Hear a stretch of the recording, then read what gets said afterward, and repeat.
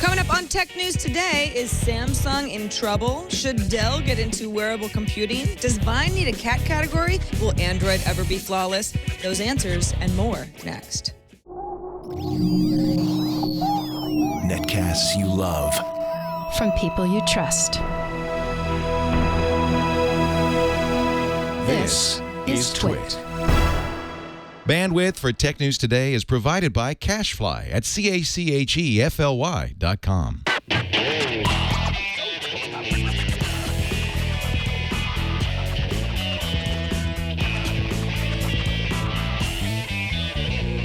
This is Tech News Today for Friday, July 5th, 2013. Tech News Today is brought to you by ProXPN. ProXPN is a virtual private network that allows you to use the internet the way it should be used, anonymously and without oversight. For 20% off your new account, go to proxpn.com/twit and use the code TNT.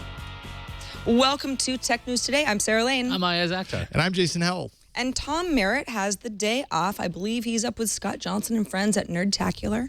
Are they nerding it up, you think? I think they probably are. Nerding it down. Well, it's the elevation, so let's just go with up. Good point. Yeah, right. Although anyway, that's a story for another time. Happy Friday, everybody. Let's start off with the top 10 stories of the day in the news fuse. That didn't work. Here we go. Let's try again.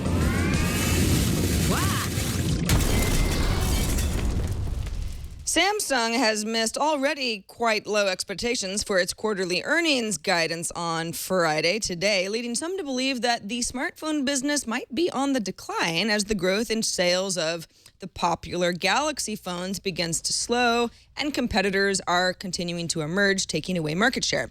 The Galaxy S running Android pushed Samsung into the top rank of smartphone makers back in 2012, overtaking Apple, whose iPhone had set the industry standard 5 years earlier. We might have another contender in the smartwatch world. Would you guess it's actually Dell? Dell's global VP of personal computing, Sam Bird, told The Guardian that the company is exploring the wearable computing space. He says he doesn't see any magic form factors like the iPad coming around, but the future is in multiple computing devices per person. HTC has just announced its unaudited results for the second quarter 2013, and they are pretty hideous. Despite launching the flagship smartphone HTC One, the company made just $41 million after taxes from $2.35 billion revenue. Well, do those numbers not seem so bad? If you compare them to HTC's same quarter last year, where the company took in revenue of $3 billion and made $246 million in profit, it's quite a drop. Not so good. On Thursday, the European Parliament voted to conduct a full inquiry related to PRISM. It will look into PRISM's impact on EU citizens and their right to privacy and data protection. The European Parliament will also issue warnings to Germany, the Netherlands, Poland, Sweden, and the UK for having similar surveillance programs. The EP is also asking the European Commission to consider suspending data sharing agreements with the United States. Security researchers believe that they've found a major security flaw in Google's Android OS, which could affect up to 99% of Android phones that are now in consumers' hands. Blue Box Security, a research firm, explains that the flaw is a weakness in the way that Android apps verify changes to their code. The weakness could allow hackers to turn any legitimate application into a malicious Trojan without flagging attention of Google's App Store or by a mobile phone or even by the person using the app. Sarah, you're a Vine hater. You're going to like the story. Video app Vine just got an upgrade. First up, you'll be able to share videos by revining. I'm not even making that up as a term. It's like retweeting because these are the guys behind Twitter. This update also brings private posts that let you control who sees your videos. The camera is now more useful with a grid, focus, and a ghost mode. So if you want to do stop motion, it makes it a little easier. Vine also has 15 channels in the Explorer section, including music, comedy, and cat channels. Cat, like meow cat? Yes, cats. Oh. So maybe now you'll be able to click that. You can find that on Vine to revine when you want to. Revine some cat vines. There you go. You heard it here. EU lawmakers have agreed to raise criminal penalties across the European Union for cyber attacks, particularly those that harm critical national infrastructure and hijacking computers to steal data, sensitive data. The decision mandates national maximum sentences of at least 2 years in prison for attempting to illegally access information systems. The maximum penalty for attacks against infrastructures such as power plants, transport, government networks will be set at 5 years or more, higher than the current tariff in most member states. Quickie, the company behind a mobile app that lets you create videos, is being sued by app development company Chaotic Moon. Chaotic Moon claims it was not paid for its services to help and develop Quickie's iOS app. Quickie has filed a counterclaim that alleges Chaotic Moon engaged in fraud and that Quickie suffered $250,000 worth of damages in the process. Quickie was just purchased by Yahoo the other day to the tune of $50 million. I wonder if this is all just going to get taken care of. They'll just buy everybody. Yeah. I was like, oh yeah. A new report from Pew Research comparing different social networks shows that Reddit, of course, the front page of the internet, that's what Reddit calls itself, where users can obviously post and discuss and promote links to other sites and GIFs and other stuff, is now seeing visits from 6% of all adults in the United States, with, not very surprisingly, 18 to 29-year-old males being the biggest users of all at 15%. I'm sorry, I was on Reddit. Let's check in with Google's ongoing issues with its privacy policy and the EU. The UK's Information Commissioner's Office has given Google until the 20th of September to amend its privacy policy to make it more informative for individual service users. The ICO says that the updated policy does not provide sufficient information to enable UK users of Google services to understand how their data will be used across all of the company's products. This episode of Tech News Today is sponsored by ProXPN, a global virtual private network that works with almost any internet connection. You want your privacy to be secure, right? Well, governments and ISPs, they want to control what you can and cannot see. They want to keep a record of what you're doing. That whole free Wi-Fi thing, when you're at the airport or at your favorite coffee house, that's putting you at risk because your passwords and your data can be intercepted, not with all that much effort if you're during kitchen. Any online application can work with ProXPN. That's why ProXPN is so great, like your web browser, email, file sharing, and instant messaging programs. ProXPN helps keep everything you do online hidden from people you don't want to see, disguising your physical location from people you don't want to know where you are, and keeping you safe to access any website, any online service, no matter where you live, no matter where you're traveling. ProXPN has complete online privacy through a 512-bit encryption tunnel, works with OpenVPN or PPTP. You can bypass internet filtering and blocked websites. You can bypass geographical restrictions for internet content. They've got world-class customer support if you ever run into issues or you have some questions for folks. ProXPN software for Windows and Mac offers advanced controls, allowing you to select the programs, the ports you want to route through anonymously through ProXPN servers. Steve Gibson, of course, of Security Now here on the Twit Network, gave it a great review. And I mean, if Steve Gibson likes it, it's good enough for us. If you're interested, go to proxpn.com/twit for more information and to sign up. Premium accounts are normally $9.95 a month or $74.95 for a year, but we've got an offer. Use the offer code TNT and you'll receive 20% off the lifetime of your account, which turns into less than $5 per month on the yearly plan. If you're not satisfied, you can cancel within 7 days for a full refund. You got nothing to lose here. Go to proxpn.com/twit and sign up with the code TNT. And we thank ProXPN for their support of Tech News Today. Joining us now to talk about the important stories of the day and even the week is Harry McCracken, editor-at-large for Time.com and Technologizer. Hello, Harry. Hey there. Great to see you guys again. Well, great to have you back. And, of course, this is becoming a Friday regular thing, we've got Len Peralta, internet cartoonist, lenperalta.com, and he's going to be drawing some stuff for us today. I am. Even though I'm going to be working through the July 4th malaise here. So, Len, you're still not going to be doing interpretive dances of the stories. Still drawings? Well, it's funny you should say. No, yes. I had some big plans for today. Let's not get too ambitious, everyone. Right. It was a long 4th of July.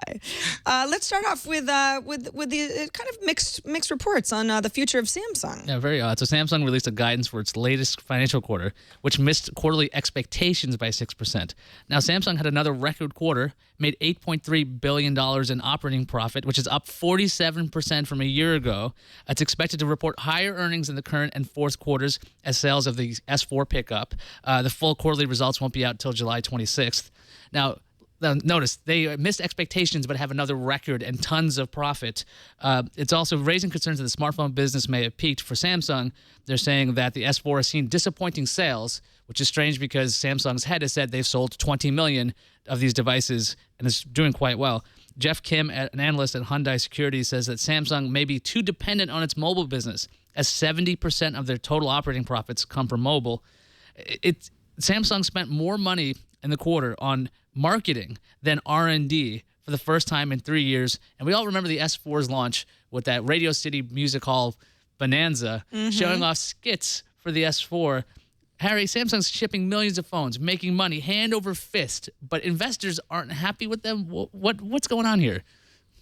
Well, it's always all about expectations. I mean, basically, everybody else in the phone business, except for Apple, would gladly trade whatever problems they have for Samsung's problems.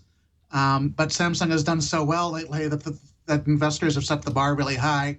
I do think it shows that the folks who kind of declared that the war between Samsung and Apple was over and Samsung won were jumping the gun. It's very cyclical, and the better you do, the tougher it gets to keep on doing as well as investors want you to do. So if investors wanted more, like wanted 6% more, if Samsung doesn't throw this money into marketing this, they probably could have made expectations. It just so happens that Samsung is throwing more money into marketing than we've ever seen. Is that a really big deal these days? Well, I mean, I think that event that you pointed to at Radio City Music Hall did not go over that well to a lot of people. It was strange. That's an There's like understatement. dancing ladies, and it's like maybe a little bit too much money was put into an event like that. But Samsung has had a lot of success with advertisements, commercials, where, it's showing people saying Apple's a little long in the tooth, Apple's for your parents, Samsung is pretty cool. I mean, I think that by and large has been really effective for Samsung. Not that they don't also have good stuff to sell, but at what point do you sort of say, okay, well, we've arrived. We're Samsung. People consider us, the top echelon of non-Apple options that we have. We can dial back on the marketing now because our reputation is already set. I don't know if Samsung can do that yet. Harry, what do you make of the diversification argument? Samsung's making a ton of money with smartphones, and just comparing them to Apple back and forth, it's like, oh yeah, they also make washers and dryers and televisions, and they make vacuum cleaners. They make a ton of products.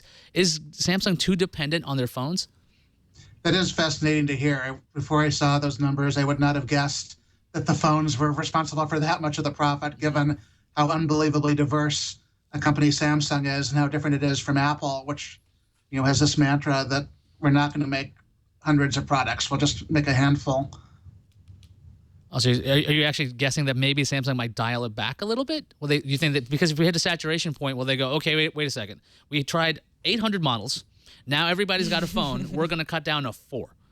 And it's also interesting to hear that they're doing so well with profit, because there was a story last week which said that Samsung subsidizes its phones more heavily than other companies do.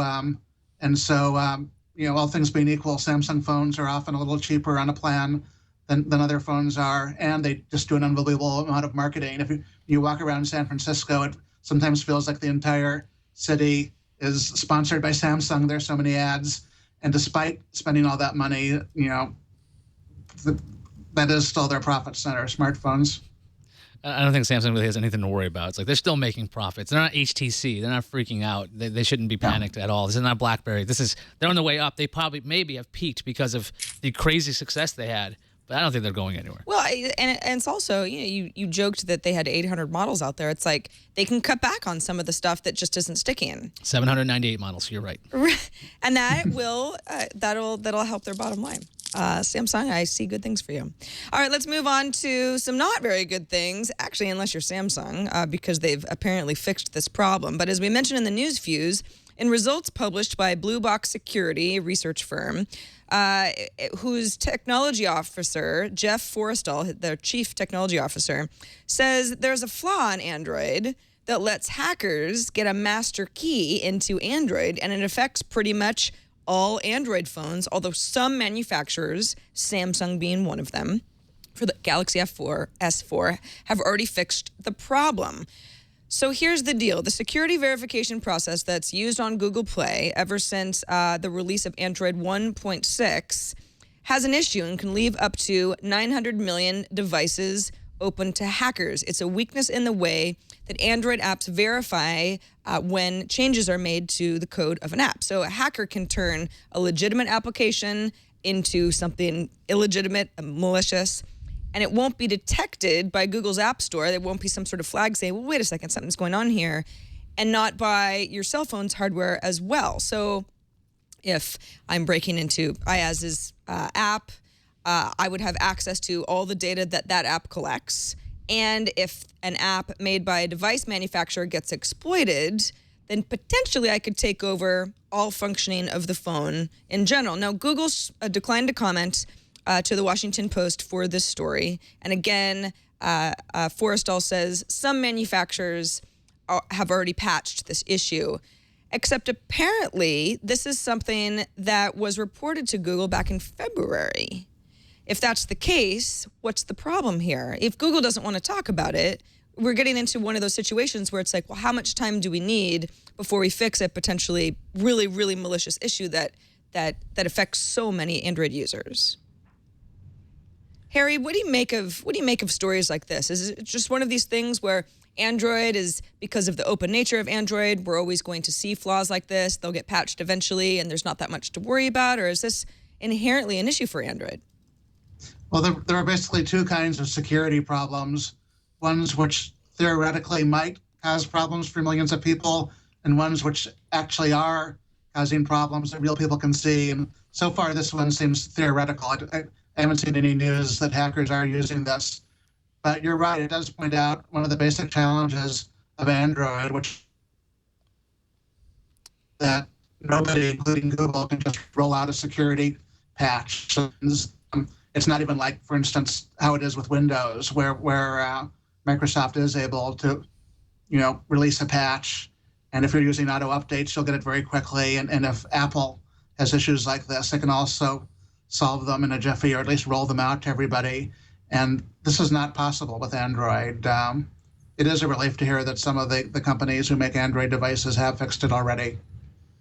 Yeah, and just a little bit of clarification from what I understand about this is that if you keep the function known as unknown sources deselected, I believe it's deselected, which basically means no, I will not install anything on my device that isn't verified from the Play Store specifically. So in other words, if you're only getting your apps through the Play Store, you're probably okay. And that is the default setting. What's that? Yeah, exactly. That's that is the default setting. Absolutely. And if you do turn it off, you're always at a little bit more risk. Yeah. To install something dangerous. Where that becomes a challenge or an issue are stores like the Amazon App Store. They operate within the requirement that you check that box off, right?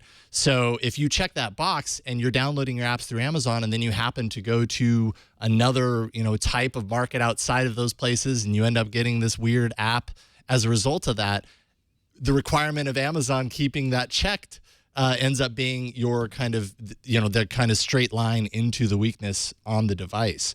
So I don't know. That I think right there is actually a challenge for third-party markets. And there's the issue that Android is on every single, like on tons of devices, and Google does not have the control over it like Microsoft does with Windows Phone or Apple does with iOS. They can't push these updates out.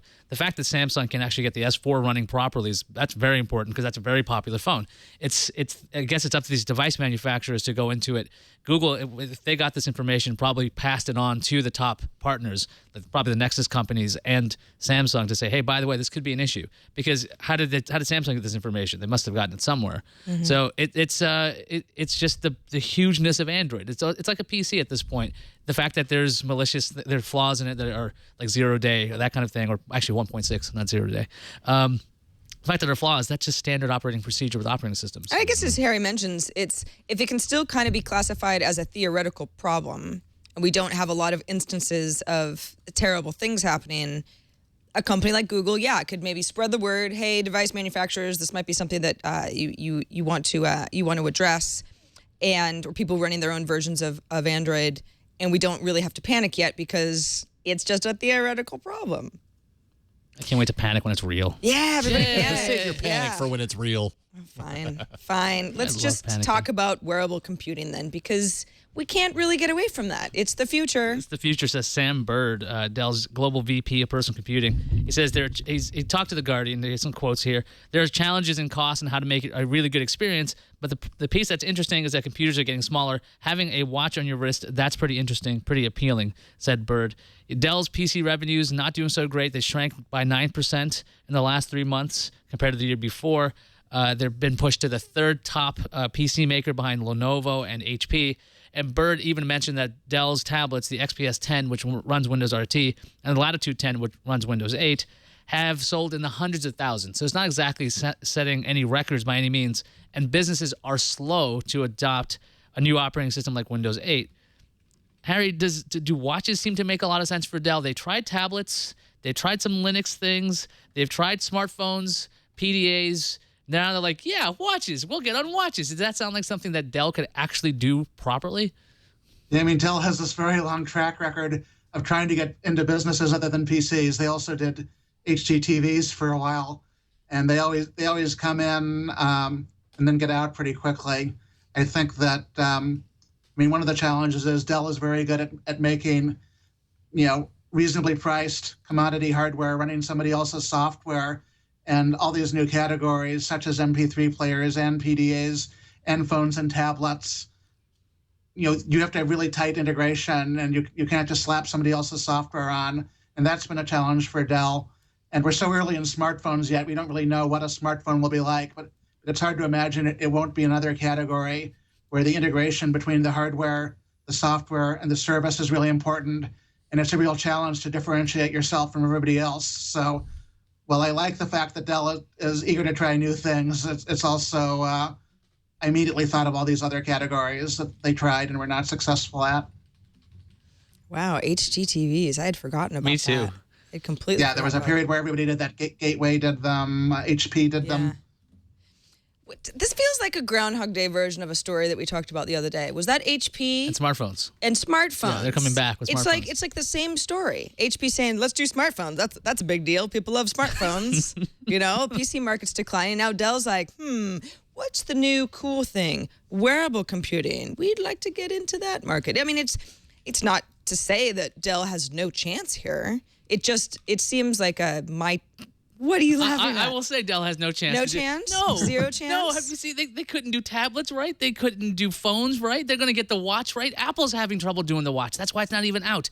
Like, we've seen smartwatches and we've seen this trend a long time ago. If Dell made spot watches, I would believe that because that failed. If they want to be in the market that they're going to be your Android companion device, that's a joke. Dell can't put this together. They hardly know what they're doing with Alienware, let alone making something that you wear. Well, so Dell is just totally screwed then, is what you're saying. I mean, if PCs is the only thing that they can do, well, that's yes. I mean, your days are numbered. Oh yes, I'm totally saying that. That's Dell, when they go Dell private. And Co. When they go private, it'll be easier to do these crazier moves because Right. stockholders would be like, "What are you doing? You don't know what you're doing." Yeah.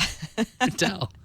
Dell is also good. Dell is really good at services and business services, so that seems a riper opportunity for them than making consumer electronics gadgets. All right, let's talk about something that's on the rise, at least in the U.S., and that's Reddit. As I mentioned in the news fuse, 6% of all adults in the U.S. are on Reddit, and of course that elusive 18 to 29-year-old male category that's so hard to capture for television networks are the biggest users of all. 15% of those of the 6% of adults on Reddit are males in that category. Men are twice as likely as women to be Reddit users. Not a huge surprise there. Consumers under the age of 50 are significantly more likely to use Reddit than those over 50. Okay, that sounds fine. The site, though, this was kind of interesting, is much more common apparently among urban and suburbanites than people who live in rural communities. The Pew research report, which, by the way, polled, I think, about 2,000 people in phone interviews between April 17th and May 19th, landline and cell phones, and conducted the surveys both in English and Spanish, said that 67% of consumers said that they use Facebook. Twitter was second. 16% of all consumers said that they use that. This is regularly, on a regular basis, followed by Pinterest at 15%. Then Instagram, of course, owned by Facebook at 13%. Reddit and Tumblr were about on par at 6%. Now, you might say, well, geez, I mean, Reddit's way behind. But I've always thought of Reddit, even though we're all familiar with Reddit. We have a subreddit for Tech News Today. Reddit is something that I use in my daily life. It's a very geeky part of the internet. I'm actually sort of surprised that Tumblr and Reddit would pull about the same as far as adult percentages of users. What do you think? It seems, I think Reddit's a little bit more mainstream than that. I would think something like 4chan is the geeky, freaky I side. suppose so. Right? Like you have these niches, and when it comes to Reddit, it's got some broad appeal. I remember the reason why I found Reddit was I used to use Dig a lot, and it changed so much. I'm like, I need something else that does something similar, and Reddit had tons and tons of subreddits that got me lost.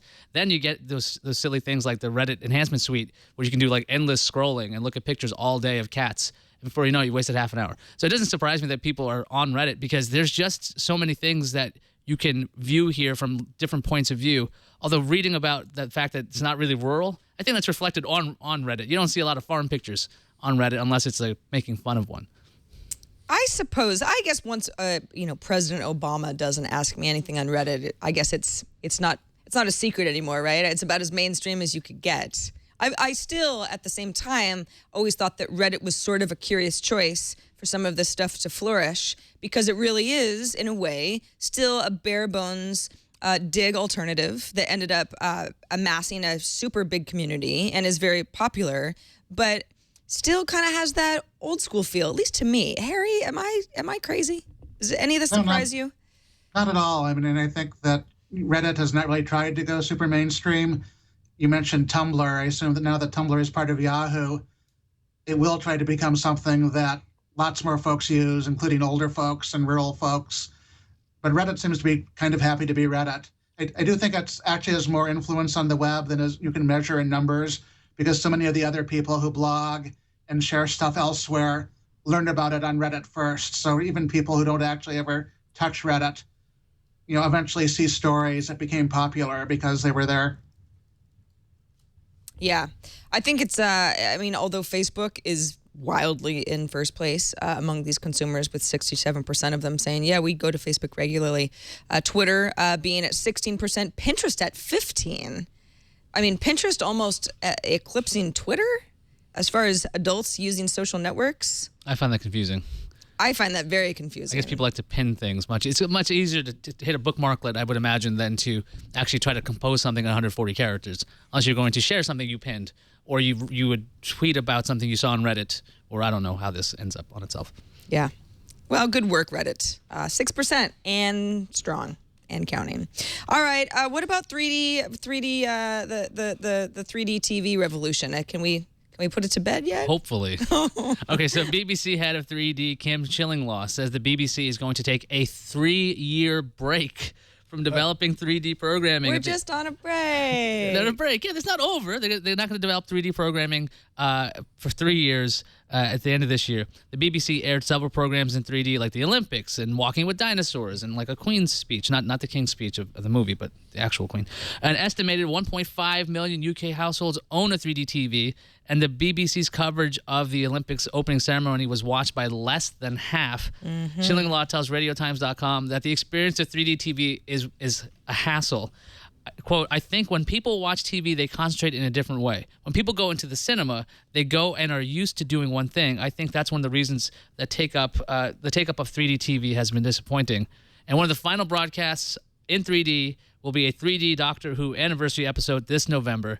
Harry, is 3D like in the home dead now? Well, I'm kind of relieved to see it doing badly, because I've always disliked it, and it seems like everybody else agrees with me. ESPN just recently said they're shutting down their 3D channel. I do think there is one slight possibility of it coming back, and that is glasses-free 3D technology. Dolby has a 3D technology that needs no glasses and is surprisingly good. It's not available on any sets yet, but it might be available next year. And, that could be a game changer, because the glasses are expensive and a hassle and a major barrier. It seems like saying something is going to just go dormant for a few years a 3-year break, that's a really long break. I mean, I guess it's probably the BBC knowing that right now 3D is not where it's at. Not enough people are interested.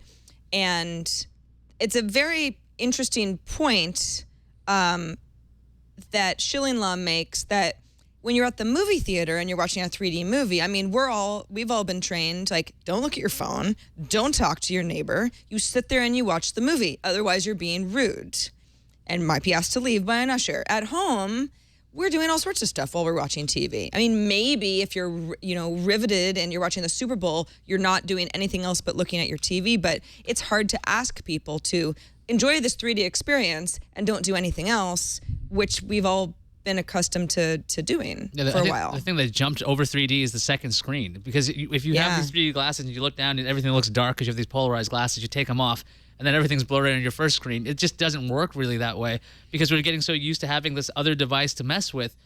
You don't want to be told, sit down, put these glasses on, and stare at that box for an hour. Once you tell somebody to do that, they are going to find everything else to distract them, whether it's like, there's some dust in the corner I need to attend to. It is something strange about trying to modify the behavior of people when it comes to television. It's just that times have changed. I think this could have been really big pre-internet. Like before we had all these other little devices, pre-wireless, maybe that you would sit in front of a television and go, ooh, look at this.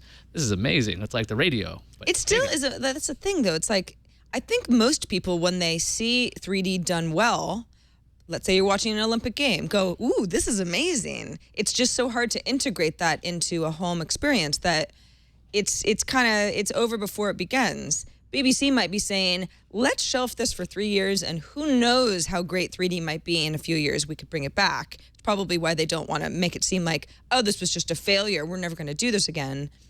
But also, in 3 years, there's quite a bit of time. I think Harry's onto something. Once 3D goes without glasses, it makes it a lot easier for people just to look up and look at 3D. Harry, do you think it's going to go beyond any other gimmick, or we're just going to say, like, manufacturers say, all right, we're not going to even develop the glasses list. We're going to go 4K, 8K, and higher resolutions? Well, a few years ago, Sony in particular was super aggressive about the idea that 3D was the future.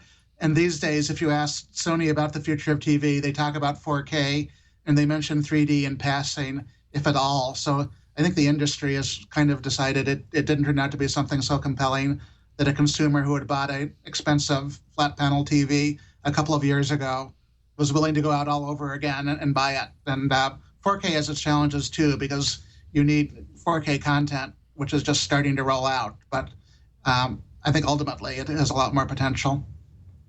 Yeah, better quality other than that whole gimmick thing. All right, let's finish up with an interesting story in the LA Times about how expensive it is to buy an iPhone in Brazil, which is one of the world's largest economies. Brazil has a population of 193.9 million people. About 40 million of those people have come out of what would be considered poverty into more of a middle class that makes up more than half the population. Basically, emerging market. There's a lot of people with money. They want electronics. Why isn't the iPhone more popular in Brazil? The idea here is that Brazil has really stiff import taxes. So if you want to buy an iPhone, let's say, they're priced really expensively in Brazil. And so they're out of reach of a lot of Brazilian consumers, even ones that have enough money to spend on a smartphone. Now, Apple could build iPhones in Brazil and avoid these tariffs, these ridiculous taxes, but that hasn't really panned out yet. Although Foxconn, you might remember, we talked about this last year, has opened a plant outside of Sao Paulo. There's even a street called Avenida Steve Jobs. So the thing is like, some sources who have access to this plant say, oh yeah, they're making iPhones and iPads there, but it's rather secretive. It's not really some sort of official, here's where we are manufacturing devices that are going to the Brazilian population, and prices aren't coming down because of that. So what do we think's going on here? I mean, is this, we've heard about low-cost iPhones. Is Brazil the place where this makes the most sense for something like this? Because the iPhones are already ridiculously overpriced at twice as much, I think, as what you might get an iPhone for in the U.S. are a couple of reports that I've seen. Harry, does Apple need to make it in Brazil in order to be on a level playing field? I mean, there are a lot of potential customers there. Yeah, I mean, it's already an incredibly important economy, and it's only getting more so as you do have more of those middle-class folks who want consumer electronics. So I don't know anything more about what they're actually up to than anybody else, but the notion that Apple would like to be able to sell phones to people in Brazil at a reasonable price is perfectly logical. You know what's interesting is although Brazil is such a large economy and a rising one, there's not one single Apple retail store in all of Brazil. Apple has said we'll open one. Of course, the World Cup is happening there next year. You've got the Olympics there in 2016. I mean, I guess Apple has a couple years, but that really surprises me. I mean, in Rio de Janeiro and Sao Paulo, huge cities, big cosmopolitan, metropolitan cities, not one Apple retail store. It is a bit surprising. Yeah. Apple is gunning for a lot of the newer markets where they can make a dent in China, India, Brazil. They want to get, they have to come out with a device that meets a competitive price because these other, like I was saying before, Android phones are everywhere. They're getting cheaper and cheaper and cheaper. They have almost as much power. So the idea, if you're going to get an Apple device, it's a status symbol. It costs a lot of money. That's not what Apple necessarily even wants. They like having that great premium brand, but they definitely want to have as many users as possible because they want to collect data, or they want to sell products, or they want to sell services. Once they get their devices in people's hands, that'll be much better. This kind of thing, seeing this kind of report does definitely back up the idea of the cheaper iPhone. That rumor's been around for a while, that we're expecting in September a plastic-based iPhone that will cost less, supposed to be easier to manufacture than the other iPhone. So maybe if that changes things in Brazil, maybe it'd be easier to make these phones, not have to import them, and just say, hey, they're around the corner at the local Apple store once they open one of those. Yeah, I mean, Apple has less than 10% of the market in Brazil, and that's the same story in other emerging markets as well. So I think probably collectively, Tim Cook and company say, I mean, we've got potentially such huge markets that we're not infiltrating enough with these superior, wonderful, beautiful, expensive products that we now make. And we have to think differently. I didn't even mean to say that just now, but that's what happened. It was just implanted in your brain like a worm in an apple, right? Yeah, it just kind of happened. You mean think different. So. Right, yes, exactly. Thank you, Jason. Branding is very important, as Samsung knows. All right, let's move on to the randomizer. So, as you found the story this morning, the Xbox might not have been called the Xbox after all. Yeah, EdgeOnline.com has a list of rejected names for Microsoft's first console, and they are just hilarious. Some of them, there's FACE, which stands for Full Action Center. There's Mind, Microsoft Interactive Network Device. There's where's my favorite one? The Microsoft Interactive Center. So not the PlayStation, but the Interactive Center, which I thought was such a horrible play. Now it was called the Direct Xbox, and it got shortened to Xbox in the email. So that's actually why it got its name. But these names are ridiculous. Although we did think that iPad was a silly name, Xbox sounds a little silly. Harry, did you take a look at this list? Do any of these names sound like a better name for the Xbox than the Xbox?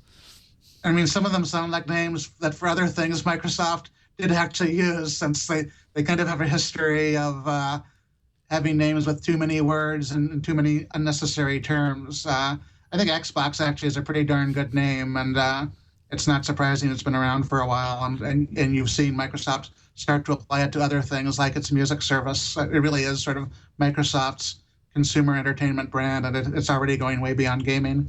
Microsoft's consumer electronics brand, that could be a bit of a different name. Windows Entertainment Project was actually one of the code names that was still floating around. Midway, because it was midway between a PC and a console, and then Direct Xbox. But these names are just ridiculous. Odyssey of the Mind? Can you imagine if it was called the OM? I like the R&R. Odyssey of the Mind. Reality and Revolution. Let's game. Virtual Play System. I feel a little bit bad because... So in our line of work, every once in a while, I would say several times a year, I end up in a conference room brainstorming podcast names with my coworkers. And it's one of those things where it's like, no idea is a bad idea. Let's put it all up on the whiteboard. Right.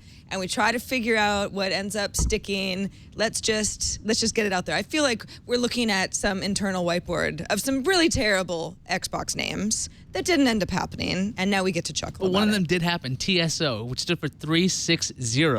So we did have an Xbox 360 in concept back with the original Xbox. The TSO, why the O is for 0 is kind of wrong, but still, it did come true. Well, thank goodness they didn't name it that because they would have had to explain over and over. It's a 0, get it? 360. It's O. It's a 0. Get it? All right, let's see what's on the calendar. Ayaz, you want to take the calendar? I don't know. It's I'll one take of those the crazy calendar. days. I got it right here. Okay. All right. Don't take it away. Just leave it. You want me to tell them Share what's the on calendar. it? Oh, share it. Share Okay. it. Good idea. Share your calendar. Microsoft's Worldwide Partner Conference kicks off on Sunday, July 7th, and runs through the 11th. Also, on Sunday, the Pebble smartwatch is coming to Best Buy for $150. If there's not enough going on Sunday, there's one more thing. Samsung's Galaxy Tabs are coming to the U.S. on Sunday, so you can grab a Tab 10.1 or an 8.0 or 7.0, all on July 7th. And on Wednesday, July 10th, say goodbye to the Boxy Cloud DVR because Samsung just bought Boxy, and they're killing the service on the 10th, which is Wednesday. Also, Liz's birthday is on Sunday, so happy birthday, Liz. Oh, happy birthday, Liz. Let's see what's incoming. Incoming message. How about you take the message? All right. We got an email from Anthony who says, during the most previous episode, you were all talking about the whole design your own Motorola phone ad. You all seemed to think that the ad was talking about hardware. I always thought it meant software. The current Motorola commercials talk about Google Now. So continuing with that theme, I thought that there would be new software features in the unreleased Keyline Pi Android update. I hope I'm right because few people will go and create a phone when they could go inside a store to buy an already popular phone, and I'm not one of them.